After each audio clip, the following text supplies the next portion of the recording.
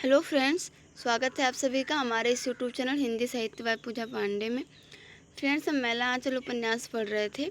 जैसा कि आप सभी जानते हैं, पिछली वीडियो में हम लोगों ने भाग 4 तक देखा था। भाग 4 का एक पेज रह गया था, जो कि हम आज इस वीडियो में देखेंगे। भाग 4 से लेकर भाग 10 तक के इस वीडियो को और पढ़ेंगे हम मैला आंचल उपन्यास। इस उपन्यास में 2 खंड है, प्रथम खंड एवं द्वितीय खंड। प्रथम खंड में आपको 44 पार्ट लगभग धीरे धीरे देखने को मिल जाएंगे और द्वितीय खंड में 23। तो इस प्रकार से उपन्यास पूरा हुआ। ये उपन्यास जो है फणीश्वर नाथ रेणु के द्वारा लिखा गया है और इसमें कुल जो है 256 पात्र हैं। तो आइए देखते हैं, जहाँ पे हमने पिछली वीडियो में देखा था उसकी आगे से इस मैला आंचल उपन्यास को।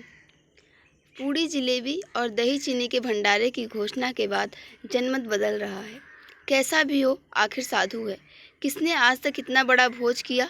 तहसीलदार ने अपने बाप के श्राद्ध में जाति बिरादरी वालों को भात और गैर जाति के लोगों को दही चूड़ा खिलाया था। सिंह जी ने अपनी सास के श्राद्ध में अपनी जाति के लोगों को पूरी मिठाई और अन्य जाति के लोगों को दही चूड़ा खिलाया था। खिलावन के यहाँ पिछले साल माँ के श्राद्ध में जैसा भोज हुआ सो तो सबों ने देखा ही है। फिर सारे गांव के लोगों को, औरत मर्द बच्चों को आज तक किसने खिलाया है? चीनी मिलती नहीं। भगवान भगत ने कहा है कि बिलेक में 1 बोरा चीनी का दाम है 1 नमरी, चरमन चीनी 2 नमरी। तंत्रिमा, गहलोत और पुलिया टोली के अधिकांश लोगों ने पूड़ी जलेबी कभी चखी भी नहीं। बिरंची एक बार राज की गवाही देने के लिए कचहरी गया था तो तहसीलदार ने पूड़ी जलेबी खिलाई थी। गांव में न जाने कैसे यह हल्ला हो गया कि बिरंची ने तहसीलदार का जूठा खाया है। जनेऊ देने के लिए जाति के पंडित जी आए थे। बिरंची के सिर पर 7 घंटे तक घैला सुपारी रखने की सजा दी गई थी। 5 सुपारी पर घैला भर पानी। जरा भी घैला हिला, 1 बूंद भी पानी गिरा कि ऊपर से झाड़ की मार। तहसीलदार साहब क्या कर सकते हैं? जाति बिरादरी का मामला है, इसमें वे कुछ नहीं बोल सकते। आखिर 5 रुपया जुर्माना और जाति के पंडित जी को 1 जोड़ा धोती देकर बिरंची ने अपना हुक्का पानी खुलवाया था। पूड़ी जलेबी का स्वाद याद नहीं। जीवन दास, बालदेव जी आए हैं। बनगी बालदेव बाबू। बनगी नहीं, जय हिंद बोलो, जय हिंद। हाँ जी, इस टोले में कितने लोग हैं, हिसाब करके बताओ तो। औरत मर्द बच्चों का भी जोड़ना। क्या गिनना नहीं जानते? बिरंची कहाँ है? बालदेव जी घर घर घूमकर मर्दुम शुमारी कर रहे हैं। बड़ा झंझट का काम है। सिर्फ पोलिया टोले में 7 कोड़ी, 4 नहीं 4 कोड़ी 7, ततमा टोली में पूरे 5 कोड़ी, दुसाध टोली में 2 कोड़ी, कोयरी टोली में 6 कोड़ी 3। यादव टोली का हिसाब कालीचरण कर रहा है। भगवान जाने सिपहिया टोली के लोग इसमें भी मीन मेख निकाल कर बखेड़ा न खड़ा कर दे। क्या ठिकाना है? बाभनों ने तो साफ इनकार कर दिया है। यदि बाभनों के लिए अलग प्रबंध न हुआ तो सर्व संगठन में नहीं आएंगे। बाभन भोजन ही नहीं हुआ तो फिर भोज क्या? महंत जी से कहना होगा। बाभन है ही कितने, सब मिलाकर 10 घर। महंत साहब ने सब सुनकर कहा, सतगुरु हो, सतगुरु हो। बाभन लोगों का अलग इंतजाम कर दो बालदेव बाबू, इसमें हर्ज ही क्या है? नहीं तो उन लोगों का प्रबंध मठ पर ही कर दो। इसी समय लक्ष्मी दासिन ने आकर खबर दी, सिपहिया टोली के लोग भी नहीं खाएंगे। हिवरन सिंह का बेटा आकर कह गया है, ग्वाला लोगों के साथ एक पंगत में नहीं खाएंगे। हम लोगों के गांव का आटा घी चीनी अलग दे दिया जाए, हम लोग अलग बनवा लेंगे। सतगुरु हो, यह तो अच्छा बखेड़ा खड़ा हुआ। अब यादव लोग कहेंगे कि धानुक लोगों के साथ एक पंगत में नहीं खाएंगे। हिवरन सिंह के बेटे ने तो यह भी कहा कि बालदेव यदि इंतजाम कार रहेगा तो महंत साहब का भंडारा भंडल होगा। गुरु हो, गुरु हो। तो महंत साहब हमारे रहने से लोग विरोध करते हैं तो हम खुशी खुशी बाहर है, यह भी कोई बात है? महंत साहब, मैं कह देती हूँ, यदि बालदेव जी को छोड़कर और किसी को प्रबंध करने का भार दिया तो समझ लीजिए कि भंडारा चौपट हुआ। मैं इस गांव में के एक एक आदमी को पहचानती हूँ। बालदेव ने पहली बार लक्ष्मी की ओर गर्दन उठाकर देखने की हिम्मत की। निगाहें ऊपर उठी और लक्ष्मी की बड़ी बड़ी आंखों में वह खो गया। आंखों में समा गया बालदेव शायद। मठ भर गांव भर के मुखिया लोगों की पंचायत बैठी है। बालदेव जी को आज फिर भाखन देने का मौका मिला है। लेकिन गांव की पंचायत क्या है, पुरैनिया कचहरी के रामू मोदी की दुकान है। सभी अपनी बात पहले कहना चाहते हैं, सब एक ही साथ बोलना चाहते हैं। बातें बढ़ती जाती हैं और असल सवाल बातों के बवंडर में दबा जा रहा है। सिंह जी चिल्ला चिल्ला कर कहते हैं, उस दिन यदि हम घर में रहते तो खून की नदी बह जाती। कालीचरण चुप रहने वाला नहीं है। बाहर दरवाजे पर एक भले आदमी को बेइज्जत करना इंसान आदमी का काम है। तहसीलदार साहब कहते हैं अस्पताल तो सबों की भलाई के लिए बन रहा है, इससे सिर्फ हमारा ही फायदा नहीं होगा। ओवरसियर बाबू कह गए थे कि तहसीलदार साहब जरा मदद दीजिएगा, हम अपने मन से तो अगुआ नहीं बने हैं, तुम ही बताओ खिलावन भाई। बूढ़े ज्योतिकी जी भविष्यवाणी करते हैं, कोई माने या नहीं माने, हम कहते हैं कि एक दिन इस गांव में गिद्ध कौवा उड़ेगा। लक्षण अच्छे नहीं हैं, गांव का ग्रह बिगड़ा हुआ है। किसी दिन इस गांव में खून होगा, खून। पुलिस दारोगा गांव की गली गली में घूमेगा और यह अस्पताल अभी तो नहीं मालूम होगा, जब कुएं में दवा डालकर गांव में हैजा फैलाएगा तो समझना। शिव हो, शिव हो। बालदेव भाखन के लिए उठना चाहता था कि लक्ष्मी हाथ जोड़कर खड़ी हो गई। पंच परमेश्वर। मानो बिजली की बत्ती जल उठी, सन्नाटा छा गया। सफ़ेद मलमल की साड़ी के खूंट को गले में डालकर लक्ष्मी हाथ जोड़े खड़ी है। पंच परमेश्वर। लक्ष्मी। महंत साहब सुनने में हाथ फैलाकर टटोलते हुए कहते हैं, लक्ष्मी तुम चुप रहो। लक्ष्मी रुकी नहीं, कहती गई, ज्योतिकी जी ठीक कहते हैं, गांव के ग्रह अच्छे नहीं हैं। जहाँ छोटी मोटी बातों को लेकर इस तरह झगड़े होते हैं, जहाँ आपस में मेल मिलाप नहीं, वहाँ जो कुछ न हो वह थोड़ा है। गांव के मुखिया लोग ही इसके लिए सबसे बड़े दुखी हैं। सतगुरु साहब कहीन है, जहाँ मेल तहाँ सरग है। मानुष जन्म बार बार नहीं मिलता है। मानुष जन्म पाकर परमार्थ के बदले 100 आरत देखें तो इससे बढ़कर क्या पाप हो सकता है। परमार्थ में जो विघ्न डालते हैं वे मानुष नहीं। आप लोग तो शास्त्र पुराण पढ़े हैं, जग भंग करने वालों को पुराण में क्या कहा है सो तो जानते ही हैं। हमारे कहने का मतलब यह है कि सब कोई भेदभाव त्याग के एक होकर के परमार्थ कारज में सहयोग दीजिए। आप लोग तो जानते हैं परमार्थ कारज देह धरो, यह मानुष जन्म अकारथ जाए। बस हाथ जोड़कर पंच परमेश्वर से विनय है, झगड़ा त्याग कर मेल बढ़ाइए। सतगुरु साहिब गांव का मंगल करेंगे, आगे आप लोगों की मर्जी। लक्ष्मी बैठ गई। उसका चेहरा तमतमा गया है, गाल लाल हो गए हैं और कपाल पर पसीने की बूंदें चमक रही हैं। पंचायत में सन्नाटा छाया हुआ है, मानो जादू फिर गया हो। बालदेव जी का भाखन देने का उत्साह कम हो गया है। वह दोहा कवित्व नहीं जानता, शास्त्र पुराण भी नहीं पढ़ा है। जेहल में चौधरी जी उसे पढ़ाया करते थे। तीसरा भाग में भारी बोझ नमक का लेकर एक गधा दुख पाता था कि पास ही वह पढ़ रहा था कि चौधरी जी की बदली हो गई। उसी दिन से उसकी पढ़ाई भी बंद हो गई, लेकिन वह जरूर भाखन देगा। उसने लक्ष्मी की ओर देखा तो और मानो नशे में उठकर खड़ा हो गया। प्यारे भाइयों, बोलिए एक बार प्रेम से गांधी महात्मा की जय। यादव टोली के नौजवानों ने जय जयकार किया। प्यारे भाइयों, कोठारिन साहब जितना बात बोली सब ठीक है, लेकिन सबसे बड़ा दुखी हम हैं। हमारे कारण ही गांव में लड़ाई झगड़ा हो रहा है।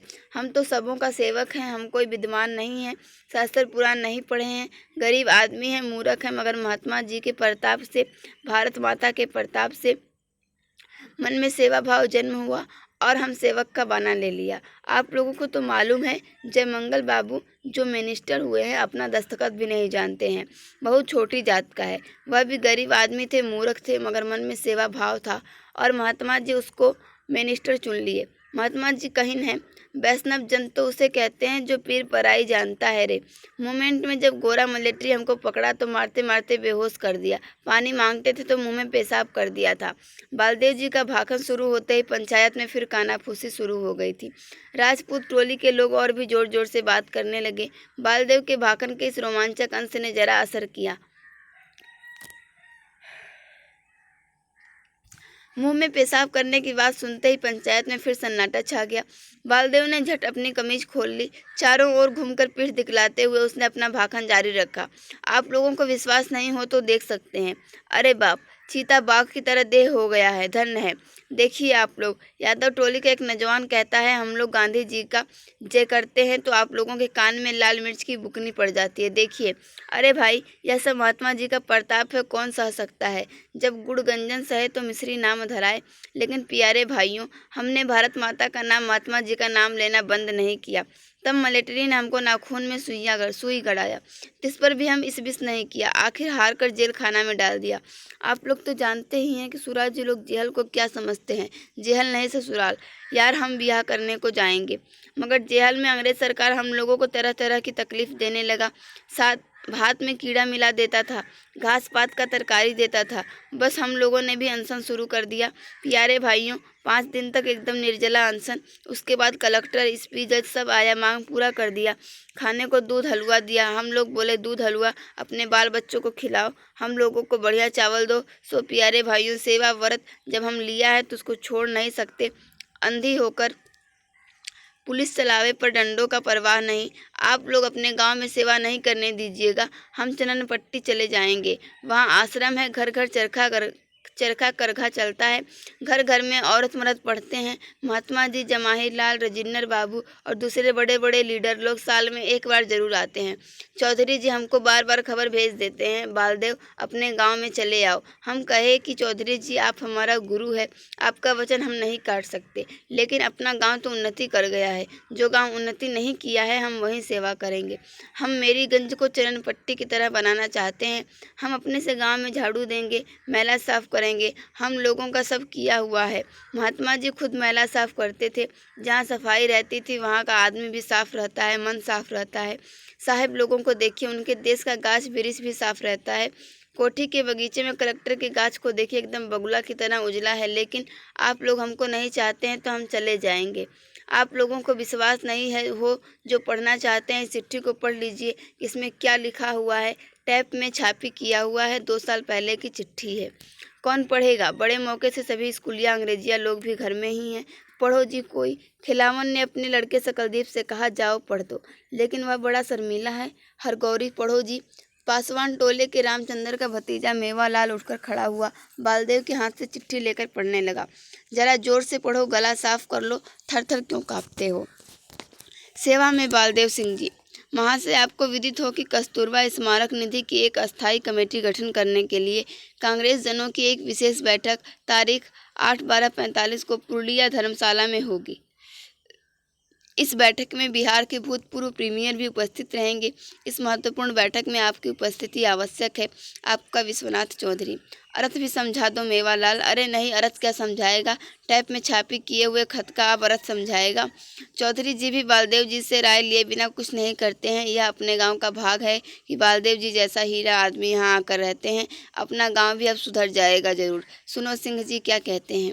बालदेव, तुम यहाँ से चले जाओगे तो यह मेरीगंज गांव का दुर्भाग्य होगा, शर्म की बात होगी। गांव में तो लड़ाई झगड़े लगे ही रहते हैं।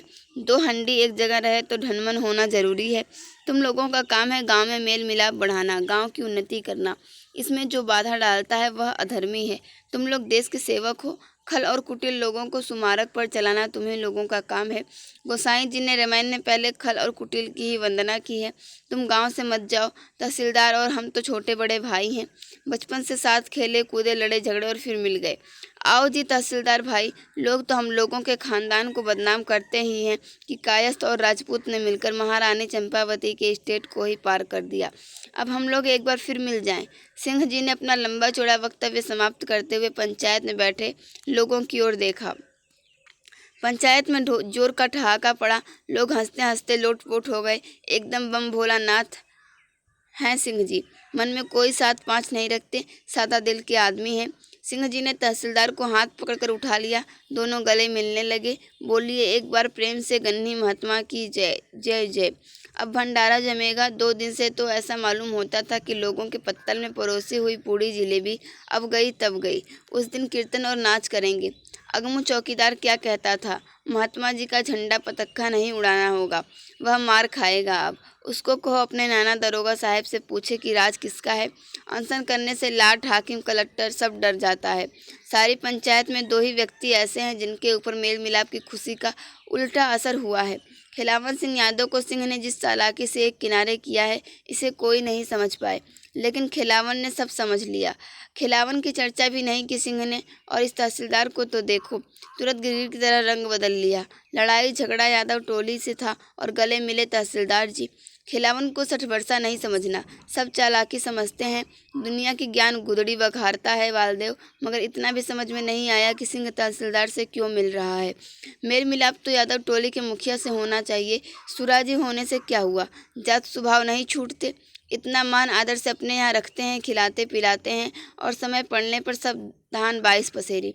ज्योतिकी जी खिलावन के चेहरे को देखकर ही सब कुछ समझ लेते हैं।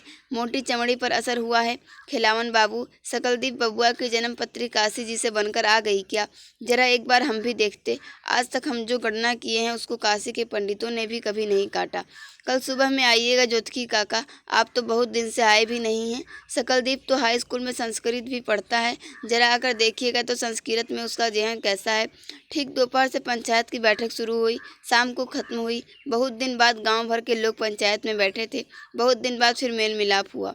कल ही भंडारा है। सुबह से ही अस्पताल के सामने की ज़मीन को साफ करके जाफरा से घेरना होगा, सामियाना टांगना होगा, सजाना होगा। हलवाई लोग सुबह से ही आ जाएंगे। आजकल दिन छोटा होता है, विजय होते होते शाम हो जाएगी। डॉक्टर साहब को लाने के लिए 4 बैलगाड़ियाँ जाएंगी। टीसन भैंस चरमन बाबू ने बालदेव से कहा है।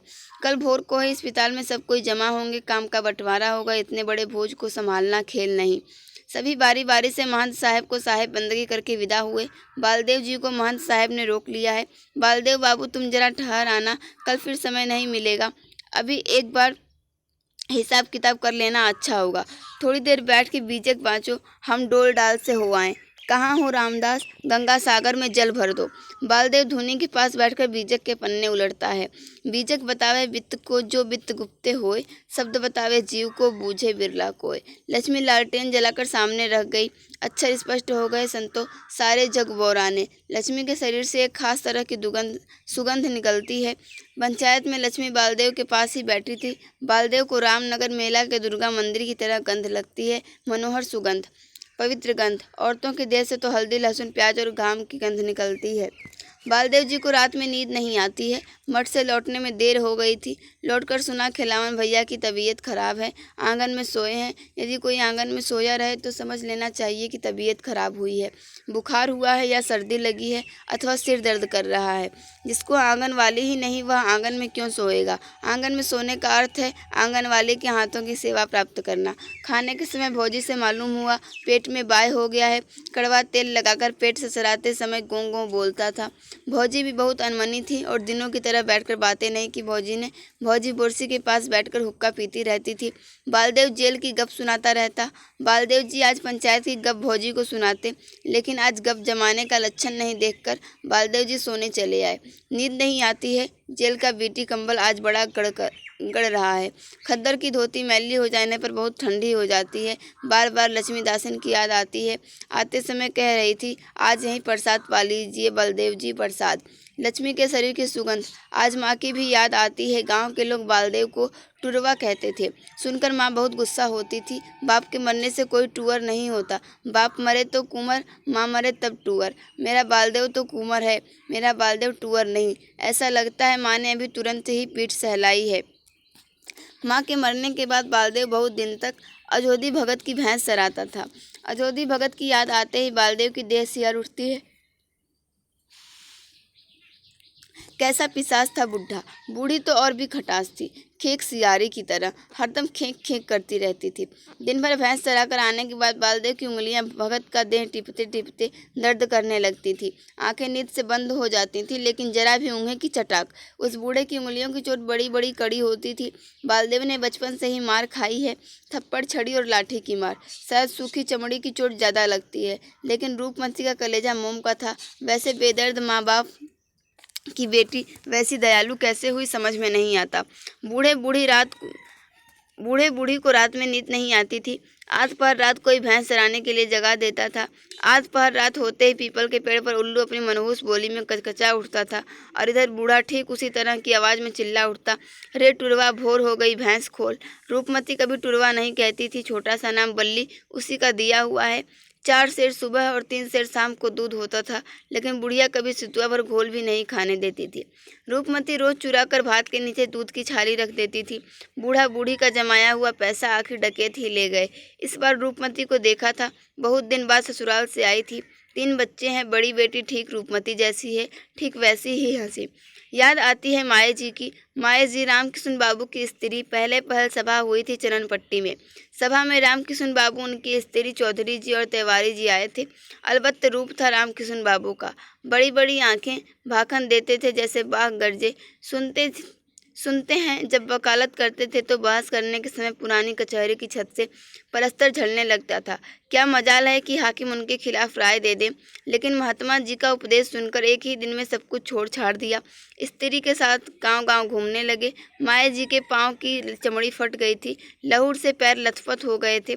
लाल उड़हुल माया जी का दुख देखकर, रामकिशन बाबू का भाषण सुनकर और तिवारी जी का गीत सुनकर वह अपने को रोक नहीं सका था। कौन संभाल सकता था उस टान को। लगता था कोई खींच रहा हो। गंगा रे जमुनवा की धार नैनवा से नीर बही, फूटल भारतीया के भाग भारत माता रोई रही। माया जी के पाँव की चमड़ी फट गई थी, भारत माता रो रही थी। वह उसी समय रामकिशन बाबू के पास जाकर बोला था, मेरा नाम सुराजी में लिख लीजिए। उस दिन की सभा में 3 आदमियों ने नाम लिखाया था, बालदेव, बावनदास और चुन्नी गोसाई। चौधरी जी उसे जिला ऑफिस में ले आए थे। माया जी बराबर ऑफिस आती थी। कभी गुस्सा होते नहीं देखा माया जी को। जब बोलती थी तो हंसकर। एक बार देहात से लौटते समय उसको बुखार हो गया था। देह जल रही थी, सिर फटा जा रहा था, कोई होश नहीं। रात में आँख खोली तो जी बड़ा हल्का मालूम हुआ। कैसे हो बालदेव भाई? कौन बावन? गर्दन उल्टा कर देखा तो माया जी के पास ही कुर्सी पर बैठी हुई है।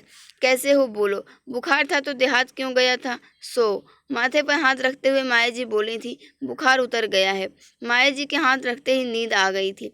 दूसरे दिन बावन दास ने कहा, माया जी को जैसे ही मालूम हुआ कि तुमको बुखार है, वैसे ही मुझे लेकर ऑफिस आई। जंतर लगाकर बुखार देखते ही चिल्लाने लगी, पानी लाओ, पंखा दो। उसी समय से माथे पर पानी की पट्टी देती रही 12 बजे रात तक। भगवान भी कैसे हैं, अच्छे आदमी को ही अपने पास बुला लेते हैं। 2-3 साल के बाद ही रामकिशन बाबू एक ही दिन के बुखार में स्वर्गवास हो गए। हे भगवान, उस दिन माया जी की और कौन देख सकता था। देखने की हिम्मत नहीं होती थी। माया जी का उस दिन का रूप गंगा रहे जमुनवा की धार नैनवा से नीर बही, फूटल भारतीया के भाग भारत माता रोई रही। सचमुच सबों के भाग फूट गए। श्राद्ध के दिन से जिला ऑफिस का नाम हो गया रामकिशन आश्रम। श्राद्ध के दूसरे दिन ही माया जी काशी जी चली गई। गाड़ी पर चढ़ने के समय पैर छूकर जब प्रणाम करने लगा था तो माया जी एकदम फूट फूट कर रो पड़ी थी, ठीक देहाती औरतों की तरह। बावन दास को माया जी ठाकुर कहती थी, हमार ठाकुर रे। धरती पर लौटते हुए बावन दास को उठाते हुए माया जी बोली थी, महात्मा जी पर भरोसा रखो, वह सब भला करेंगे। महात्मा जी का रास्ता कभी मत छोड़ना। पता नहीं माया जी कहाँ हैं। आंसू की गर्म बूंदें बालदेव की बाह पर ढुलक कर गिरी। माँ रूपमती, माया जी और लक्ष्मी दासिन। माया जी जैसा ही लक्ष्मी भी भाखन देना जानती है। लक्ष्मी भाखन दे रही है। विशाल सभा, जहाँ तक नजर आती है आदमी ही आदमी दिखाई पड़ते हैं। बांस के घेरे को तोड़कर लोग मंच की ओर बढ़े आ रहे हैं। मंच पर बालदेव के बगल में लक्ष्मी बैठी हुई है। लक्ष्मी के भी पैर की चमड़ी फट गई है। मंच की सफ़ेद चादर पर लहू की बूंदें टप टप गिर रही हैं। लक्ष्मी भाखन दे रही है। कौन? हरगौरी। हरगौरी लक्ष्मी के गले में माला डालने के लिए आगे बढ़ रहा है। लक्ष्मी माला नहीं पहनती है, माला लेकर बालदेव को पहना देती है। गेंदे के फूलों की माला। फूल से लक्ष्मी के शरीर की सुगंधी निकलती है। भीड़ मंच की ओर बढ़ी जाती है। हरगौरी आगे बढ़ गया है, लक्ष्मी को पकड़ रहा है। बालदेव चिल्ला रहा है लेकिन आवाज़ नहीं निकल रही है। लोग हल्ला कर रहे हैं। बहुत जोर लगाकर बालदेव चिल्लाता है, हरगौरी बाबू, गन्नी महात्मा की जय जय। बालदेव हड़बड़ाकर उठता है, आंखें मलते हुए बाहर निकल आता है। सवेरा हो गया है। गांव भर के नौजवानों को बटोर कर जुलूस बनाकर कालीचरण जय जयकार करता हुआ जा रहा है। वाह रे कालीचरण, बुद्धिमान है, बहादुर है और बुद्धिमान भी। यह प्रोग्राम कब बनाया था? रात में ही शायद। जरूर मेरी गंज की चनन पट्टी की तरह नाम करेगा। और भोर का सपना। खिलावन भैया, कैसी तबीयत है? तुम रात में कब लौटे? कहाँ देर हुई? सिपहिया टोली में कायस्थ राजपूत की जोड़ी मिल गई, अब क्या है, सुराज हो गया। लेकिन भाई बालदेव, हम ठहरे सीधे साधे आदमी। कलिया पर नज़र रखना, उसमें और भी बहुत गुण हैं, सो तो तुमको मालूम ही हो जाएगा। किसी किस्म का उपद्रव करेगा तो हम जिम्मेदार नहीं हैं। पीछे यादव टोली के मुखिया के ऊपर बात नहीं आवे। हाँ भाई, कायस्थ और राजपूत का क्या विश्वास। खिलावन किसके ऊपर अपना दिल का बुखार उतारे समझ नहीं पा रहा था।